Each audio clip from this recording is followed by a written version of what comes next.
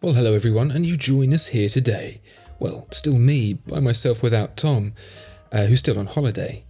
I satiated my boredom last time by talking to my wife, and today I'm going to be talking to you because we asked you to post some questions for us, and across the various different platforms there were around 1,000. I won't lie, I didn't read all of them, but I did read a lot of them, and we've taken a selection here, kind of at random really, to answer today. So let's get started.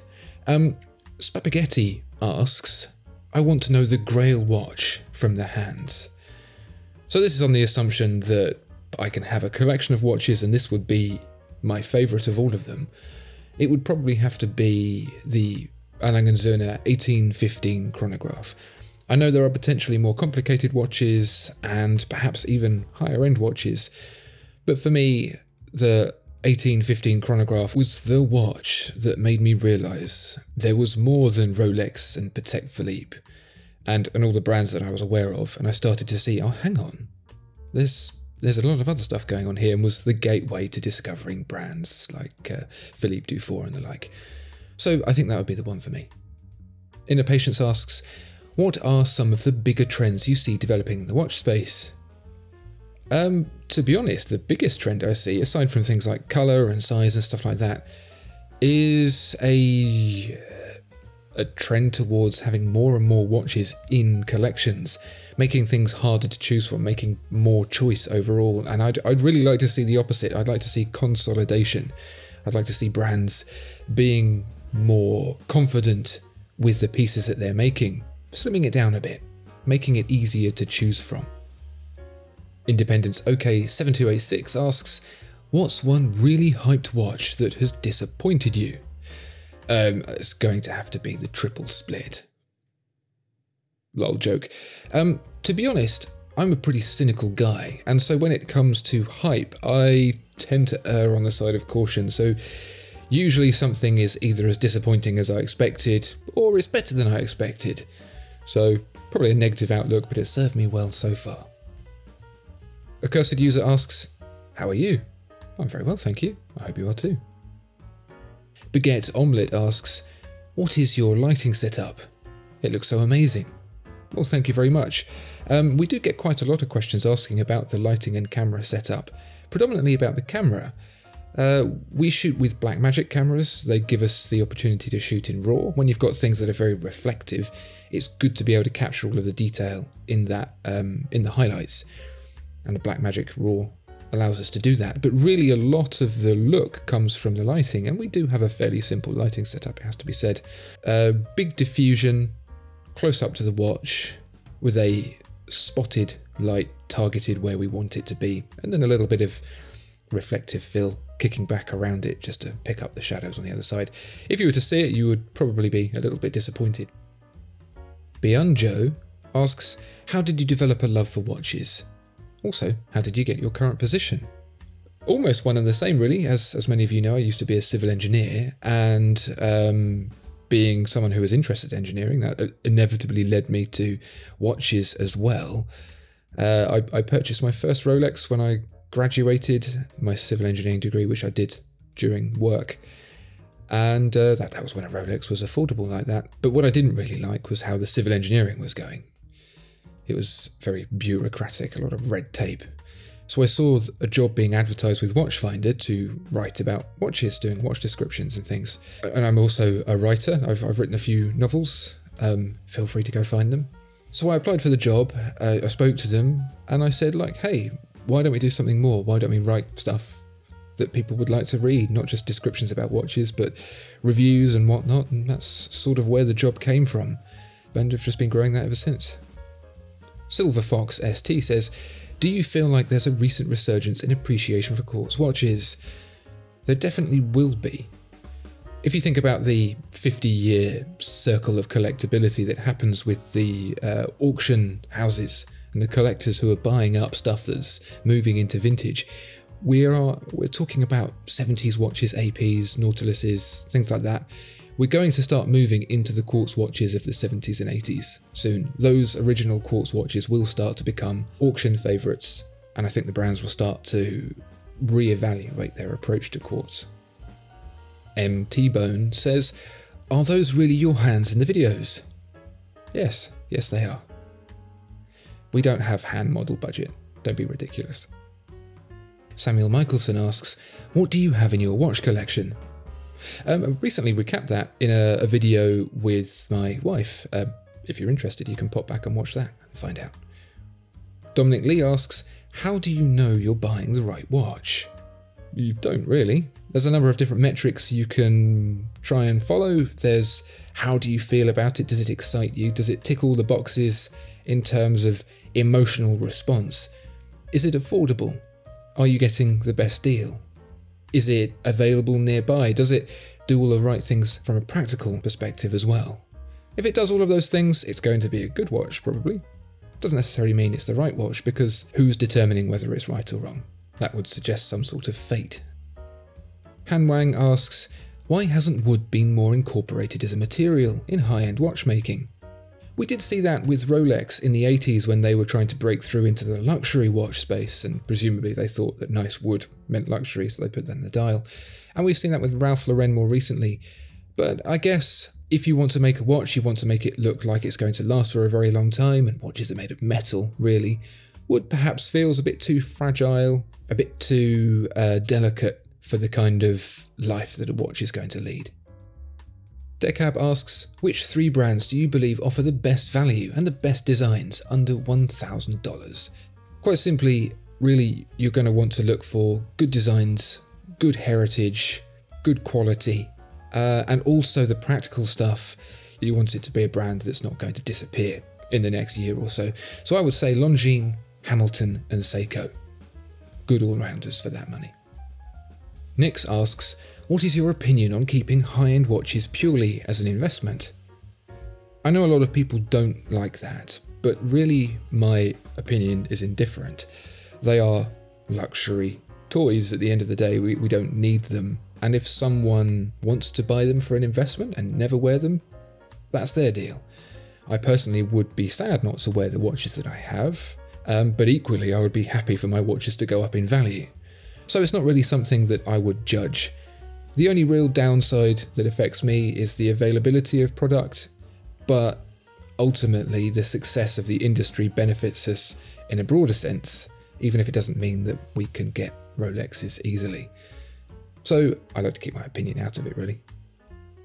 Danger Industries asks, what makes watches look outdated and what makes them timeless like a Submariner?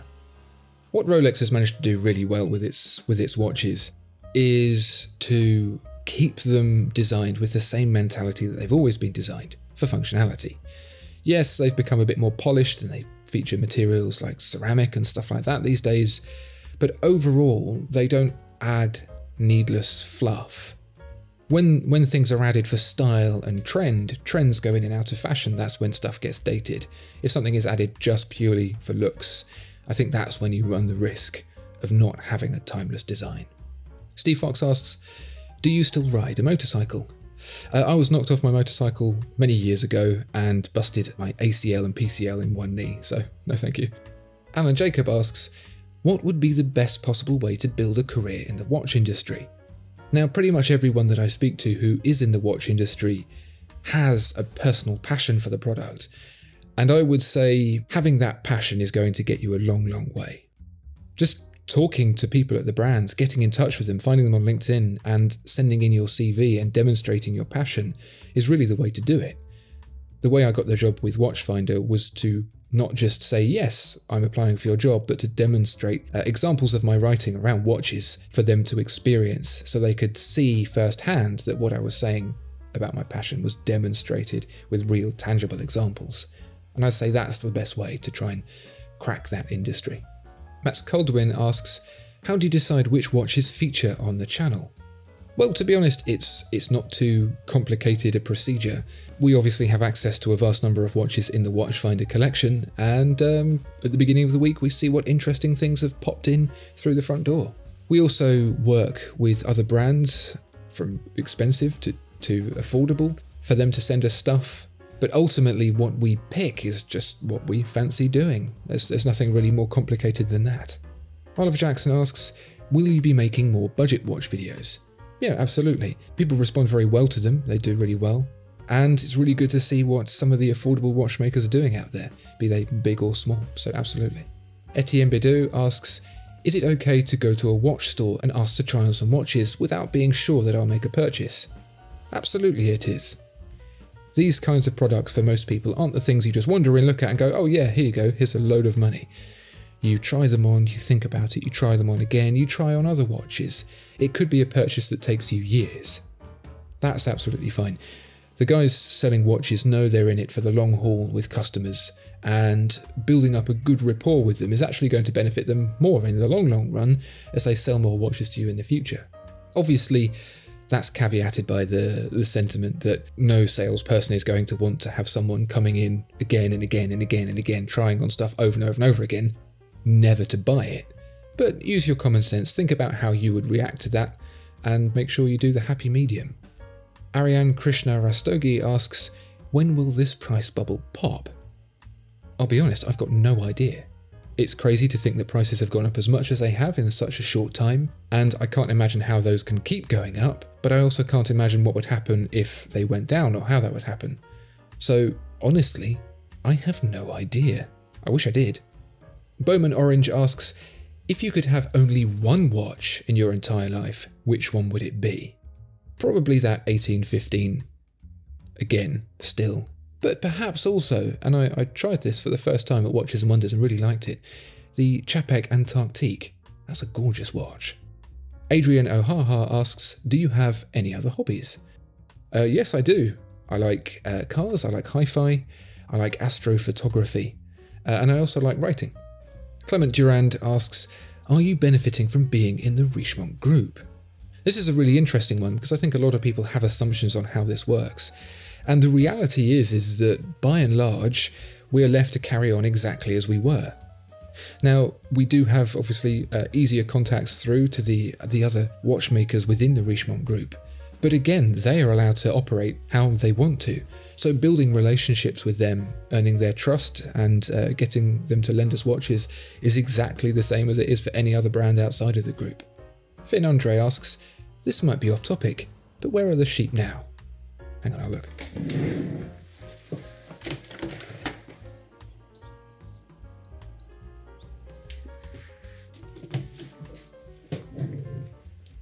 They're down the other end of the field, but they might make an appearance at some point. Listen out for them. The Watch Mission asks, what micro brands would you recommend? One of my favourites is probably Baltic. Really nice guy, really nice watches, and probably best, a really nice attitude. I really hope it works out well for him. It appears to be doing very well. And great to see someone take on the watch industry like this by themselves.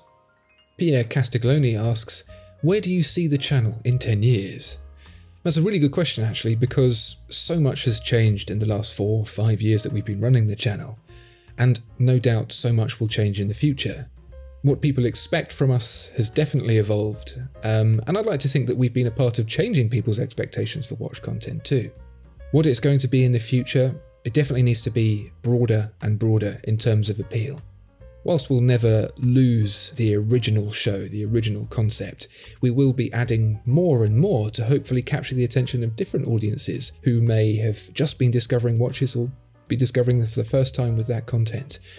My goal with this channel has always been to help people appreciate watches on the level they want to, and to make it really inclusive and not exclusive. So we'll be doing a lot more of that to try and hopefully evolve with the platforms as they grow. Maxjan Karish Official asks, what do you think of Breitling? I've always been on the fence with Breitling. I think there have been massive improvements recently, especially with the Premier Heritage Chrono collection. There are some really nice pieces in there that I really like. The Bendut asks, how much is too much for a watch collection?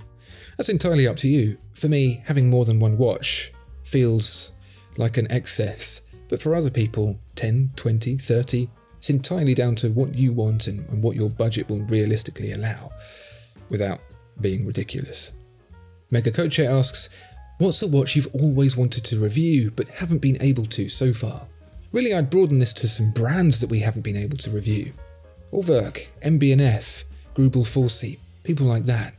They make so few watches that are just immediately sold to customers that they never really make it to us. So to move on to the next question, as a bit of a continuation, Horolophile asks, do you allow viewers of the channel to send in their own watches for you to show on your channel? Yes, we do. Obviously, we have access to a large number of watches, from affordable to expensive, so we're not really looking to borrow any watches like that. But if you do have a Grubel Forsey or an Orwerk or something of that ilk, let us know. We would really like to feature that watch on the channel. You can email us at mycollection@watchfinder.com. JF2015 asks, how long is a piece of string? Twice as long as half its length. Johnny024 asks, do you ever get watch fatigue where some videos become a chore to make? Absolutely. And not necessarily down to being bored of watches, but sometimes the workday is long and you're tired, and doing more work is hard. But overall, the passion has only really increased. If anything, over time there may be dips and troughs, but the trend is definitely upwards. Tejaswi Kajiap asks, what's the truth behind your price match guarantee? Now, the really tricky thing with a price match guarantee on pre-owned stock is there are a lot of different factors to consider, but assuming that the watch you're price matching to is the same make, the same model, the same condition, has the same accessories, similar year, as long as it's close, then you've got a pretty good chance. You can obviously understand that if it's very different in those respects, that price matching might be tricky. CW17 AMS asks, Tudor Blackberry 58 or Blackberry Pro? Ooh, that's a hard one. I really like my Blackberry 58 and I like the Blackberry Pro too, and there are some things I prefer, but also some things that I like less. It's a little thicker. I like the turning bezel of the 58. I prefer the dial design of the Pro. I prefer the crown on the Pro. I don't know. We'll have to wait and see. CGR88 asks, what is the best watch for an Elden Lord? I know Mr. Talking Hands has played it. I haven't actually got to Elden Ring yet. I'm still working my way through Demon Souls. But something light and slim that increases iframes would be my preference. Leo K asks, what in your opinion makes Rolex a more desirable brand than Omega? One of the really big differences between the two, something I touched upon earlier, is that Rolex is much more consolidated. It's much easier to navigate. You can choose, do I want the Daytona chronograph? Do I want the GMT? Do I want the Diver Submariner? And then you go down in there and configure. With Omega, the Seamaster collection is so wild and varied. You can have a chronograph for any different design. And while some people might say, yeah, good, it gives you more choice, for me, it's bewildering. And I really struggle to pick one that I think I prefer over the others. Just Blue Allen asks, did you bring back any freebies or merch from Watches and Wonders? There's probably a bit of a misconception about the freebies that you get from brands at shows like this. Certainly for people like me. USB sticks with press kits on, maybe a small box of chocolates. Probably the best thing that we got, that my wife now has from Oris, is a jumper with the Oris bear on the front. But that's about it. Ploskas asks, what are your thoughts on the code 1159 from AP? I'm mixed on that one. I think I like it. I don't love it, but I think I like it. I like what they're trying to do. I like that it's different. I like they're trying something new and brave and not just sticking to what they know. But it doesn't grab my attention in a really strong way either. I don't know. Maybe I'll warm to it over time. Maybe it's a bit ahead of its time. I guess we'll have to wait and see. Jeriel XT asks, what movements have you personally seen that contain the epitome of ultra-high finishing? Grand Seiko's Cradle is certainly one of them. Handling the Ichi 2 was really quite a shock to see just how much further high-end finishing can go. Ferdinand Berthoud as well, I experienced those for the first time at Watches and Wonders. Supposedly they make 30 watches a year, with the finishing taking up the vast majority of the time on each, and it really can tell. Looking at those under high magnification is mind-blowing. GB Vicenio asks, when will you take your show on the road? Stateside. Well, keep your ear to the ground because, well, keep your ear to the ground. And finally, Sumed asks, or rather says, show us your face. Now here's a question back to you guys. Would you like to see our faces? Do you think our videos would be better with our faces in them? Do you think that would be better for the channel overall? And if you can't wait for that, my face has been posted. You just have to know where to look. Thank you very much for all your questions. It's been really a pleasure to go through them all and answer some of them. and we look forward to talking to you again in the very near future. Please do subscribe and see you next time. Bye bye.